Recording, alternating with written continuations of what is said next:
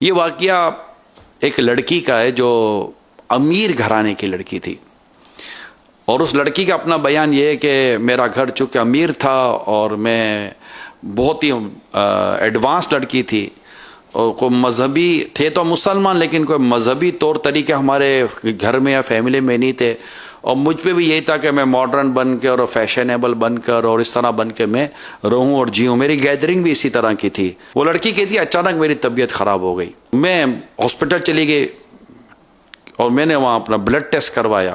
جب blood test کروایا تو پھر میں رپورٹ لینے جب گئی تو ڈاکٹر سے میں نے جب پوچھا تو ڈاکٹر نے میرے پاؤں تلے زمین نکال دی کہ کہا کہ تمہیں تو فلاں فلاں بیماری ہے۔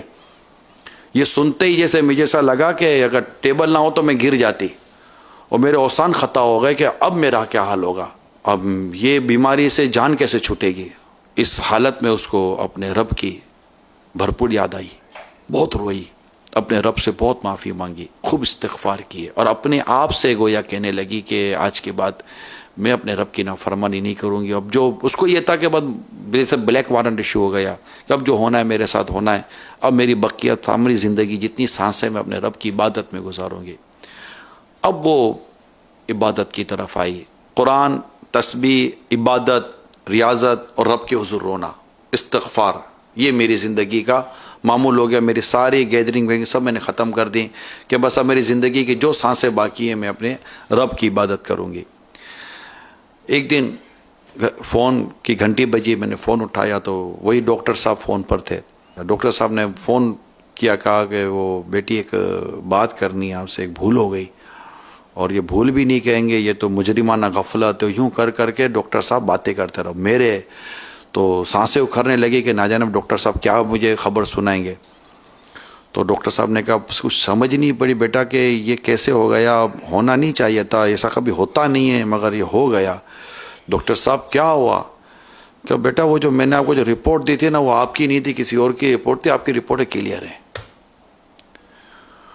وہ ہے نا آ گئی جہاں تنے بے جاں میں یہاں نہ کیا ہے، یعنی بالکل لڑکی کہنے لگی کہ جیسے کہ مجھے ایسا لگا میں بادلوں میں اڑ گئی ہوں، میری وہ خوشی کی تو میری انتہا نہ رہی، میرا ڈپریشن وہ سب ختم ہو گیا۔ اور میں نے پھر فون بند ہوا تو میں نے اپنے آپ سے نیت کی کہ اس غلط خبر کی وجہ سے جو صحیح راستہ مجھے ملا، تو آج خبر جب درست مجھے ملی ہے تو میں اس صحیح راستے کو کبھی نہیں چھوڑوں گی، اور میں زندگی بھر اسی راستے پر چلتی رہوں گی۔ تو اللہ کی رحمت، آئیے آپ اور ہم سب مل کر نیت کریں کہ ہم اپنی زندگی کے انداز کو بدلیں، اپنے رب سے معافی مانگیں، اپنے رب سے بارگاہ میں استغفار کریں، توبہ کریں سچی، اور اللہ ہمارے حالات کو بدلے گا۔ اللہ کریم ہمارے لیے آسانیاں پیدا فرمائے گا۔